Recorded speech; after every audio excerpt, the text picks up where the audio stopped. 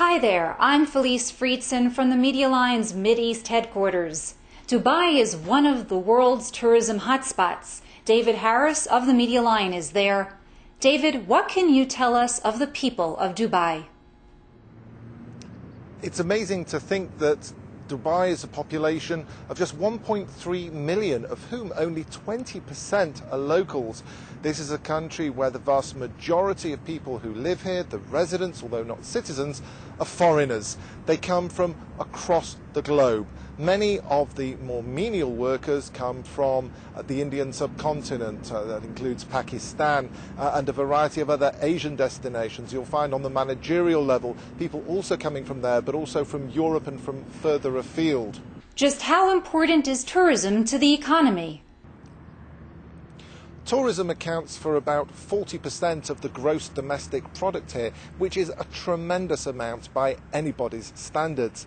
The country is lacking in oil. There is some, but fairly limited, and so it's had to use its brains, if you will, to find other ways to make a success in this very difficult part of the world in terms of climate. So it's managed to use the sun to bring in the tourists, especially in the winter, which is the time that it stages its annual shopping festival, now in its 11th year.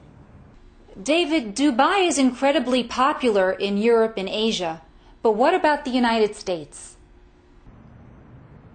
Until now, Dubai has largely marketed itself within the Arab and Muslim worlds, also in Europe and in Asia, but it realizes that it has to go farther afield. It's now targeting North America and Australia. It's just beginning that move.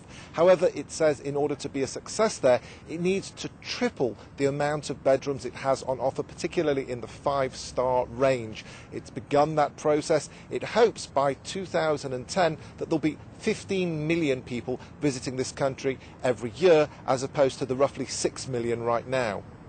Dubai is part of the United Arab Emirates, a Muslim country.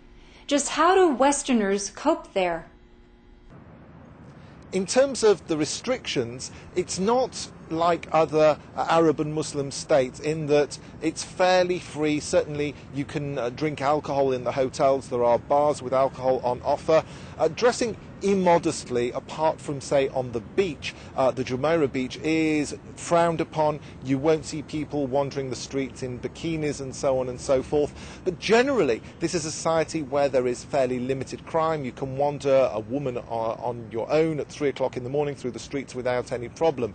So there is a give and take, if you will. You have to respect the local values, or again, not that strict, though it is, but at the same time the benefits of that are that you can have a fairly peaceful holiday without perhaps the drunks and some of the other problems that you associate with some destinations, particularly around European Mediterranean. David Harris reporting from Dubai. If you want to know more on this story or others, check out themedialine.org. I'm Felice Friedson from the Media Line's Mideast headquarters.